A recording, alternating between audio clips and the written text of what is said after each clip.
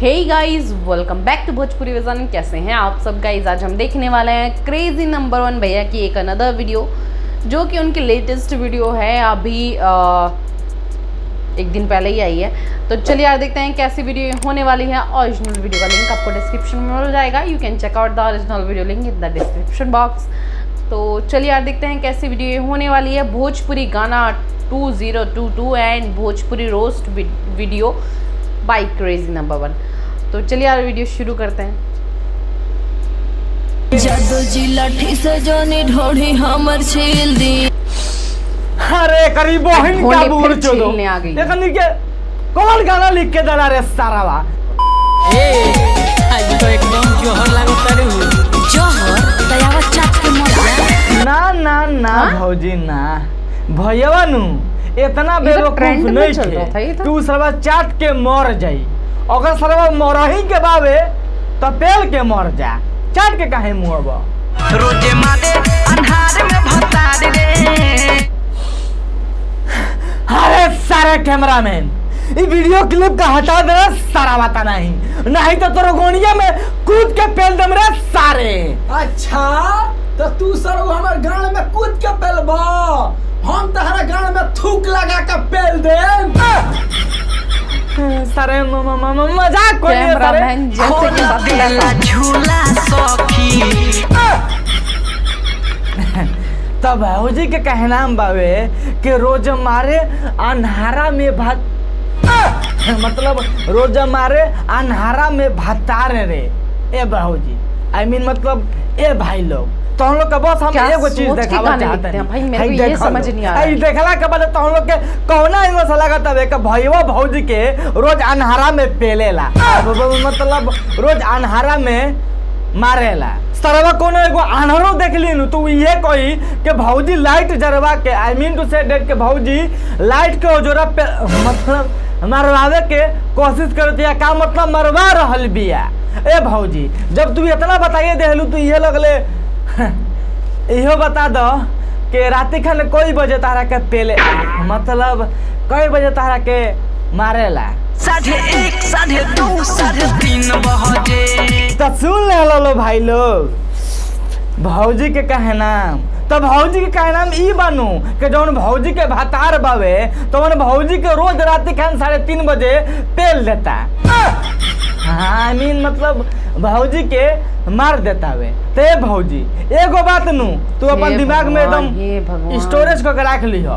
भैया से तू जितना मरवा उतना मरवा लो, लेकिन गलती से तू भैया का गाड़ मत दीह, नहीं तो जैया गोनिया में पेल दीनू बड़ा तकलीफ होला। ए भौजी अरे सारे गाड़ मरवाइले बड़े का रे कि तोर पता बा? है सरवा हम कब कने गाड़ मरवाइले बने रे सरवा। हटा वीडियो करी अपना सारे खोल देला झूला सखी। तब तो तू लंगटे हो जा तो कुबू हो। हमार कहे का मतलब के तार दोनों चूस अरे करीब बोहिन चोदो मतलब तार सब कपड़ा उतर जात हुई।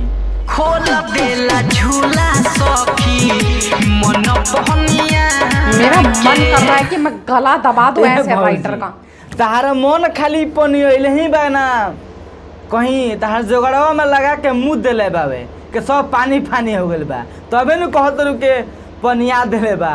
आज न रहू वाला चाहिए पिया। बिल्कुल सही बात कहत या भौजी। ए अशोक भैया ए बड़ा मत ला जा। भौजी के सड़िया उठाई के अब पेल लगा करी बहुत तो के दांत लाग जाओ। प्यार वाला फीलिंग लाइए पिया। प्यार वाला फीलिंग लाइए पिया। ए अशोक भैया एगो काम करो, पहले तो कने न उठा के पेल दो भौजी के, अब सुताई के पेल का करी बहुत तो भौजी छोड़ देने मुँह दे। ओकरा बाद ना कही के प्यार वाला फीलिंग लाइए पिया। कौन चीज करे के मन करता बे?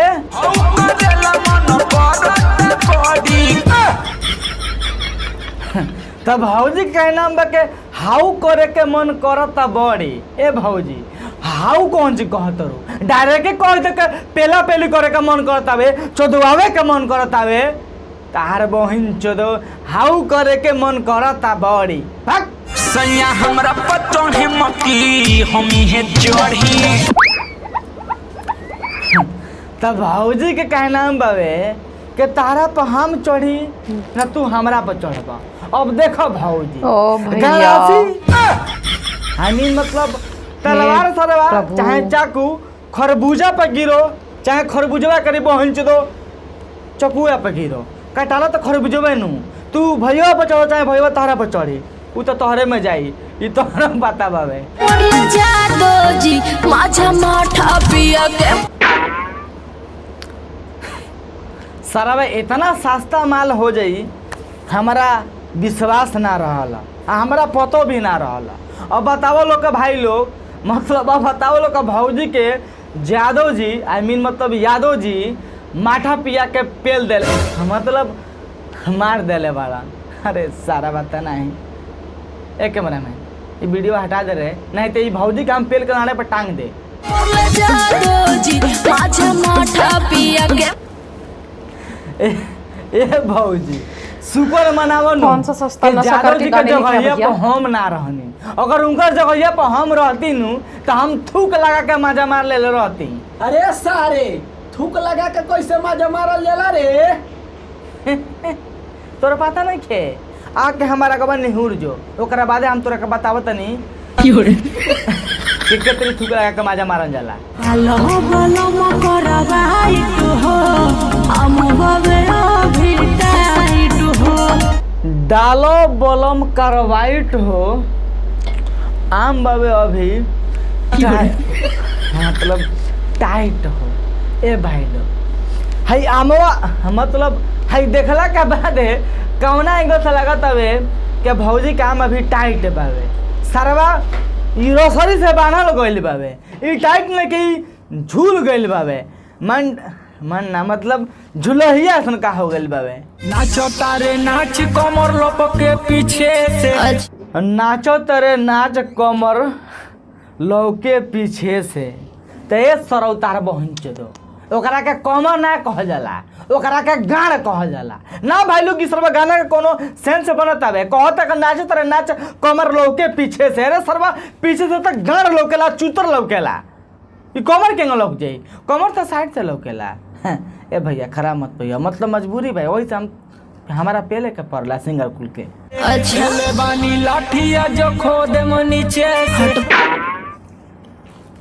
लेले बानी लाठी आज खोदम नीचे से।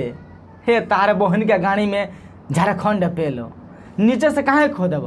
हम तो कहते कि लाठी खड़ा कर दिया भौजी के आन के ओकरा का बैठा दी वहीं पर कि भौजी के ढुक जाओ, फाट के भौजी छितरा जाओ।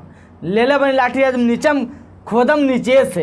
एक बहन चो दुकान कौन एक गाना लिख के दे दे रे सारा बात नहीं। जादू जी लाठी यार, से मुझे जो लग रहा है नमक ढोड़ी सूंघ के हमर गाने छील दी।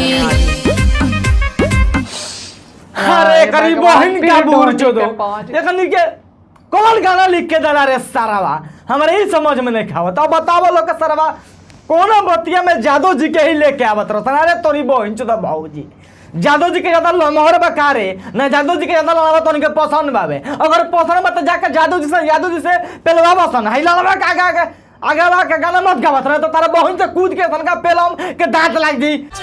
हम लगाई चाहते ही लगाओ, दोनों में मजा बरोबर बा। हम लगाई चाहे तू ही लगाओ, दोनों में मजा बराबर बा। अब देखो लो भाई लोग ए जुगले तो ठीक रहा, लेकिन तनी हाइयो सुन लो। हम घुसाई चाहते ही घुसाओ। सुन लो तू घुसाओ चाहे हम घुसाई का बोली यार। देखो लो भाई लोग ऐसा के गाना के वजह से भोजपुरी इंडस्ट्री नु ग्रो कर रहा बा। अब ज्यादा ना बोलो तो उनको समझ सकत रहो, ग्रो कर रहा बा, लिटरली यार ग्रो कर रहा बा। तो उनको देख सकत रहो कि यार एक फिल्म भाई 500 करोड़ में भोजपुरी के बेचा रहा बा। आई मीन मतलब डिस्ट्रीब्यूट हो रहा बा यार। तो मिलो जी फिर से नेक्स्ट वीडियो में, तब तक के लिए बाय। ओ भैया मतलब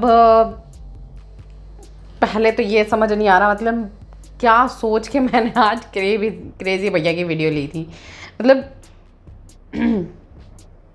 समझ नहीं आ रहा कि कैसे एक्सप्लेन करूं इस वीडियो को। और इतने उच्च लेवल के गाने हैं, इतने उच्च लेवल के ये सॉन्ग्स हैं कि भैया समझ में नहीं आ रहा है कि क्या बोलें क्या ना बोलें।